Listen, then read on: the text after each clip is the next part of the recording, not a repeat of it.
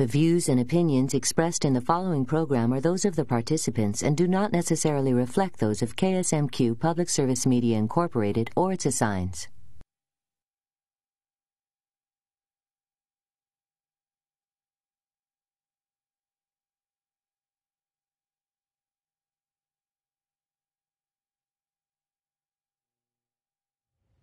Welcome to Health Connections. Tonight we will be discussing the Statewide Health Improvement Program, which will be in effect in Minnesota starting July 1st. Stay tuned. You're watching Health Connections. Okay, so I'll introduce you.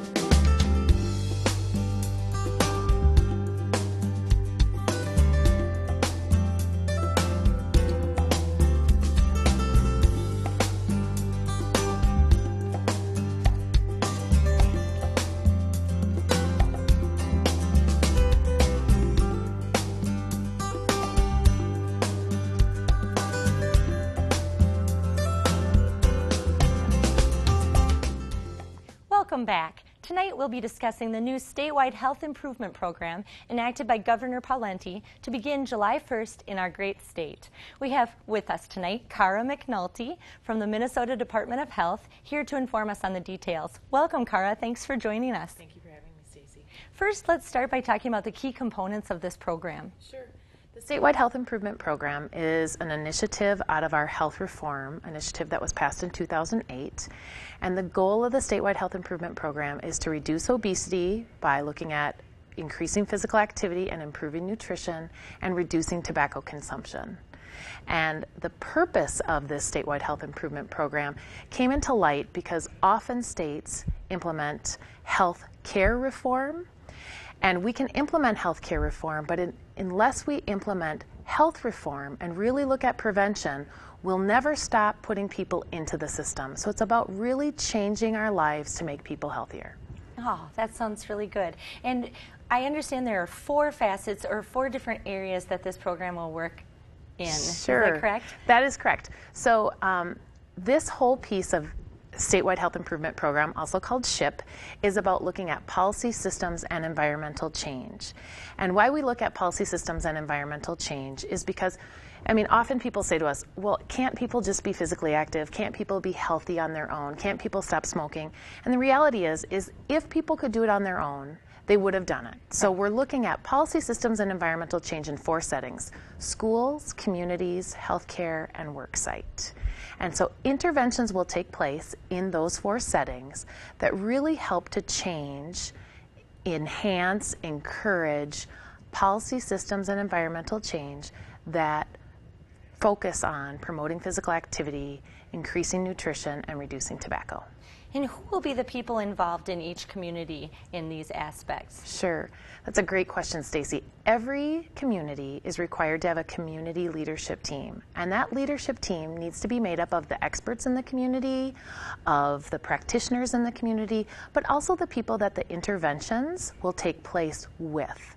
We want this to be a community-grown effort because in order for us to make change, we really have to involve our community, involve our partners, our schools, our healthcare organizations, our parents, our kids, to all engage in reducing obesity and tobacco use. Absolutely. And will there be representatives in each community, or at least in several communities, that we can contact? Absolutely. Okay. Every community health board in this area is likely to be funded. The funding announcements will go out this Friday, and those funds are going to community health boards and tribal governments. Actually, this program will cover 99% of the state. Wonderful. Mm-hmm. So we should definitely see some programs in action in our area. Absolutely. And what can we look for? Aside from the SHIP program logo, what can we look for to be happening around us, and how can we get involved? Let's start with the community. Sure. You know, I might just back us up Sure. a second to look at, we as, Minnesotans get up every morning usually, and we take the remote to turn on our TV, we jump in our cars and we back out and we use a remote to close our garage doors. We might be running late for work, and so on our way to work we swing through and get maybe a cup of coffee and breakfast. We get to work, we park as close as we can because we're running into work. We get to our desks, we sit there most of the day. We're running late, we leave, we go home. We might not have time to stop at the grocery store, so we might pick up fast food. We get back to our home. We've really worked physical activity out of our lives. We have made it so much easier for people to be physically inactive and to use drive-throughs. And not that any drive-through is bad, it's that we are so busy as Minnesotans. So what this will do is it will help us look at the policy systems and environments we live in, we work in, where we go to school, where we're involved in our community, and make subtle changes. So in community, some of the things that you'll see. SHIP is again about changing systems. So it'll be encouragement of walking clubs and trail usage and access to healthy fruits and vegetables. We know that people really want to eat fruits and vegetables, but it's not always easy to get to the grocery store. Right. So farm to work, farm to school, farm to community. So you'll see things like that. In schools, what we can look at is changing and encouraging policies that support reduced consumption of sweetened beverage, looking at what kind of vending policies we have, what are our physical education policies, what are our smoking policies. Often our campuses are smoke-free, our school campuses, during the school day. But what about when we have school programming, when we have visitors coming in? Again, it's about making small changes that really make it easier for people to make a healthy choice. So providing healthy options for kids in schools, then kids go in community and they see farmers markets, they see people being physically active. When we look at work sites, we can look at providing farmers markets at work sites, encouraging businesses to have employee wellness programs. We know that businesses who have employee wellness programs, every $3 they invest, they get double that in return. And the key there is prevention, isn't it? The key is prevention. Absolutely. We can also look at work sites promoting breastfeeding. We know that women who breastfeed, their children are less likely to be obese. So when we look at healthcare, we can look at access to healthcare, encouraging providers to give referrals to programs that are happening in the community around walking, around being physically active, around gardening. So it's really working back into our lives, the increase of fruits and vegetables, the decrease in the lack of physical activity, and the reduction in tobacco. Wonderful. And this is just a side note. Are tobacco companies known to sponsor school activities or that anymore, or has that pretty much been abolished? Stacie, that's also a great question. Absolutely. I mean, tobacco companies, their role is to make money.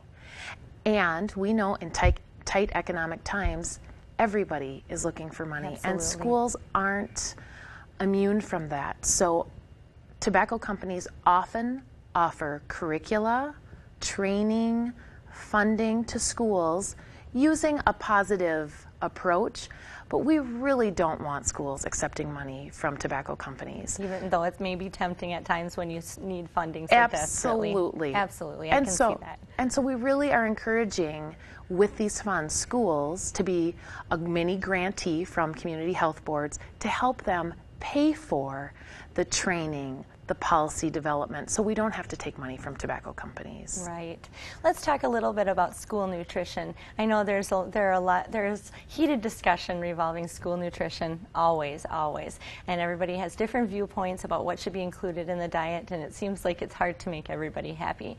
But I do see or hear about the prevalence of salad bars and things like that in the elementary and middle schools, and other choices being offered to our students. Now, are these things that are going to be studied and possibly implemented if effective? Sure, absolutely. We've already done quite a few studies, and there's been many studies around the country to look at what is it that kids will eat, how can we utilize the subsidies that schools already get, and how do we increase that physical or that the consumption of fruits and vegetables. So we will help schools look at the menus that they have, the subsidies they're provided, how to bring more vegetables and fruit to that cafeteria, how to message, so if we're increasing vegetable and fruit consumption and we're decreasing sugar beverage and sugar consumption, how we promote that in the school setting, how we work that with the health education. I mean, we want kids to not only see it in the cafeteria, but experience it in the school and witness it in the community. And hopefully bring it home. Absolutely. And you know, I don't think there's one school food service employee who wakes up every day and says, oh gosh, I hope we feed kids poor nutritious food, poor choices in our food offerings. But we also have to serve kids things that they're going to eat. Right. And so one of the things that also can be done with these funds is looking at culturally appropriate, healthy, nutritious foods for kids that are maybe from other countries. And we have had communities all throughout Minnesota looking at this and what can we do to increase kids eating really nutritious foods. Wonderful. And the other thing I was wondering about that is, are fruits and vegetables actually more expensive? Has that been proven than the budget or the food items that they're budgeting for today? Sure, fruits and vegetables absolutely can be more expensive. And not only are they more expensive, often we don't have access to those fruits and vegetables. So we may see them in convenience stores, but maybe they're not the freshest bananas or apples.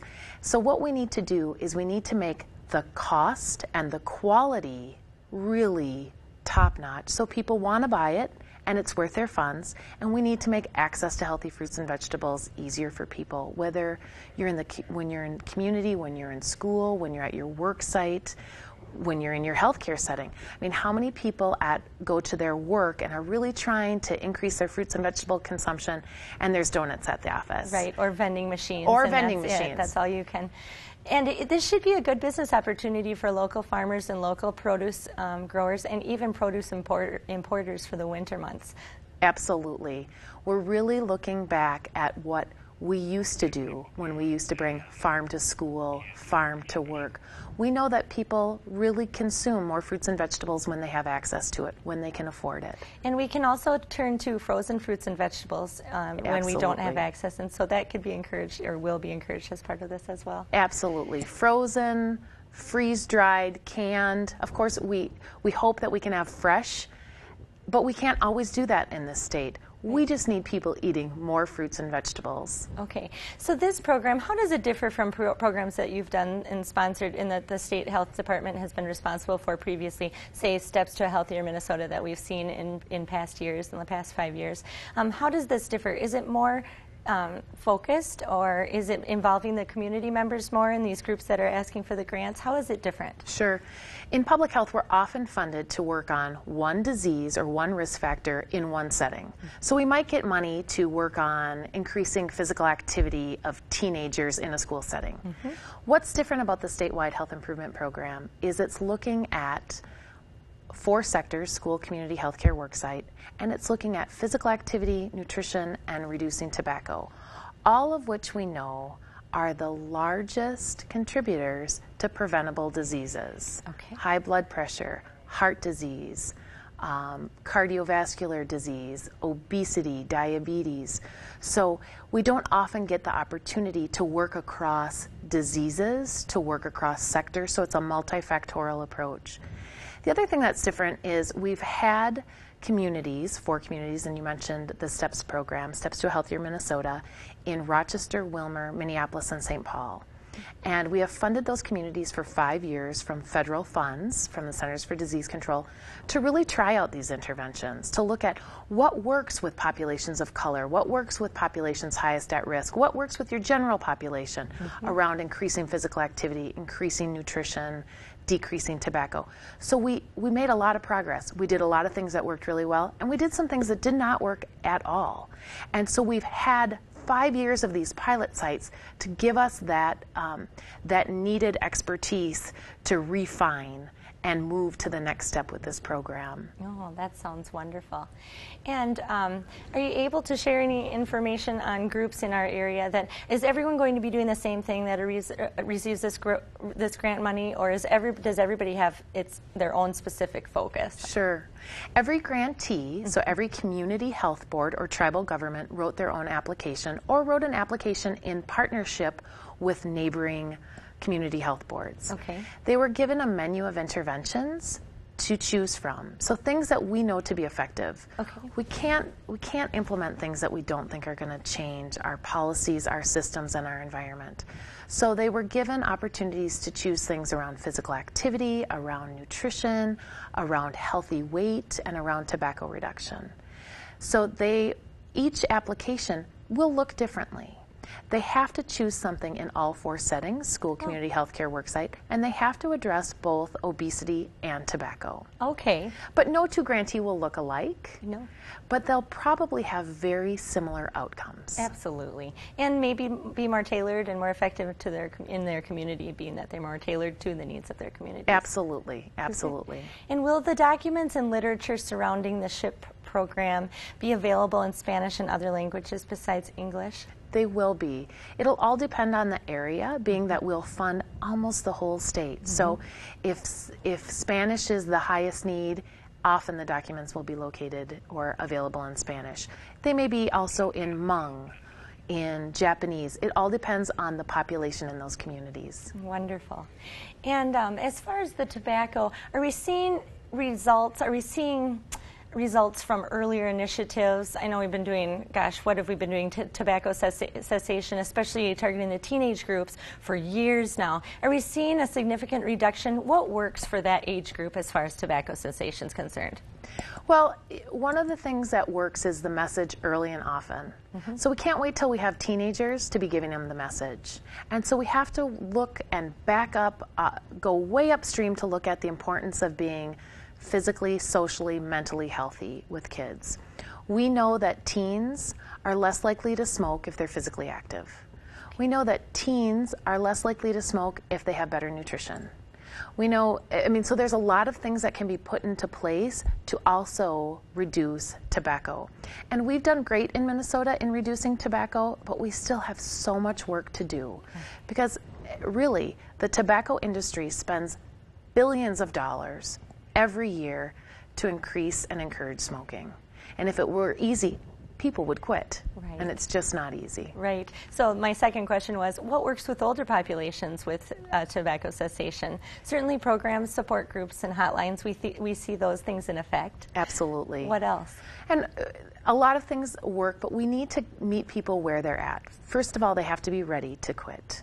We have to meet them at their work site, so it's providing support groups, it's providing our quit lines, it's providing alternative measures to help adults quit where they're at. We have to make this easier for people because we have made the healthy choice the easier choice right now. And we've made the healthier choice the harder choice, and we have to make the healthier choice the easier choice. Absolutely. It's all about convenience. It is, it is. And the SHIP initiative will work with everyone birth to death. This isn't a targeted population at just the elderly or just middle-aged or youth. It's everyone, because we have to make these systems change. And what will we be seeing in our healthcare settings?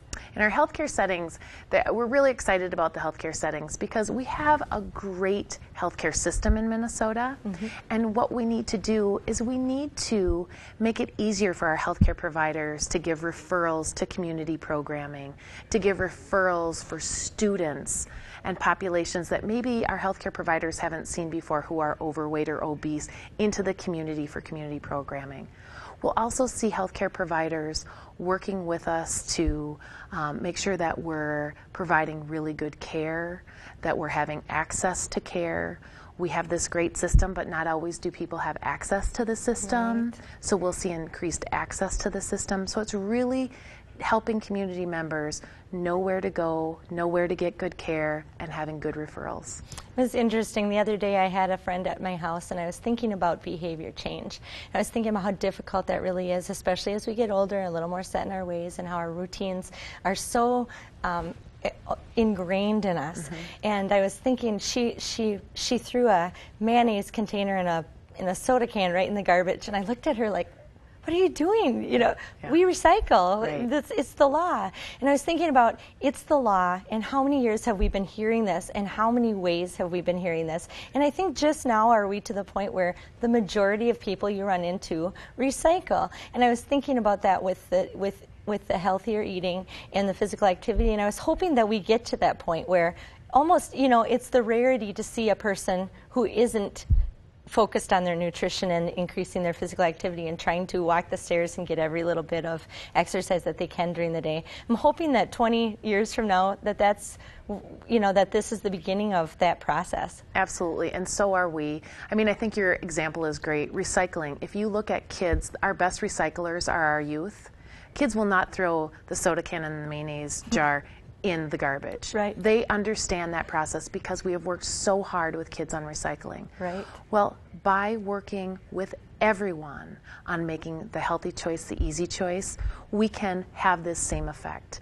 I hope that in the next 5 years, we don't have vending machines in schools, or if we do, that they're filled with water, milk, you know, healthier options. I hope that our kids will go to school and there won't be smoking on grounds. Oh, I hope so too. That we'll have farmers market readily available at our work sites. We'll be encouraged to walk at work and take walking breaks. That we slowly change the systems so that it is so much easier to be healthy and it's harder to be unhealthy. And I believe we can do that. Now, let's switch gears a little bit here. Our government's working so hard in talking about healthcare reform. I mean, before Obama's election and certainly since President Obama has been in place. And we're talking about prevention saving us healthcare dollars in the future. But of course, that's years from now if we're working on our population today. What type of immediate savings do you think we could see from really focusing on our health, and then what kind of future savings do you anticipate that we'll see? Sure. Immediate savings, and I mentioned this, I mean, we know that when we work with work sites to increase the movement of their employees, to work on worksite wellness, to increase the healthy consumption of foods, that the rate is what they put in, they're going to receive double, and they're going to receive that savings within 2 years. We know that healthy employees show up to work, have less absentee rates, are healthier mentally, do better quality work. So we're going to see rate of return immediately with our worksite initiatives. Wonderful. Our community initiatives are going to take longer. We didn't get here overnight. No. It took us a long time to get to this sedentary, high-fat, low vegetable and fruit consumption. So it's going to take us a while. We know, though, that by investing now, I mean, it's like investing for your 401k. By investing now, in 5 years we'll be seeing savings. Over the next 10 years we'll be seeing savings. And those savings will be in the billions because we're going to decrease obesity by increasing the physical activity and nutrition. And really it's about making the systems change so we make it easy for people to have happen. Because again, we've become unhealthy over time. Yeah, and that's so encouraging, and it's so exciting. It's really an exciting time, even though we're devastated at the statistics that we're seeing right now. 30, what is it? I know that we had a statistic up on the screen earlier, and it's how many people are overweight and what percentage of Minnesotans are overweight versus obese versus at a healthy weight? Sure. Again? We have between obesity or people who are overweight and obese, we have 63% of our Minnesotans. And it's so unbelievable, you know, that 2/3 of us are at an unhealthy weight. But seeing these discouraging statistics will hopefully enact involvement and enact change. And it's really exciting to think of where we can go. Absolutely. And for more information about this new program, where can we get that? You can reach us at the Health Department, at the Minnesota Health Department. You can look at the Minnesota Health Department website, and you can Google SHIP, S-H-I-P, and all of the information will come available. I can also give my phone number. Okay. My phone number is 651-201-5438, and we welcome any comments, questions, ideas, because it's going to take the whole state of Minnesota to really move, to eat more, to eat less and move more, to work on this together for us to see results. Absolutely. This is so great. And we have Cara McNulty, again, from the Minnesota Department of Health. Be sure to Google that if you have any further questions. Otherwise, there will be more information on www.ksmq.org under Health Connections. Thank you for joining us tonight, and I appreciate all the information you've been able to provide, and I'm hoping that we will really look for the effects in the programs that will be going on around here so that we can participate in this statewide initiative. Great, thank you. Thank you.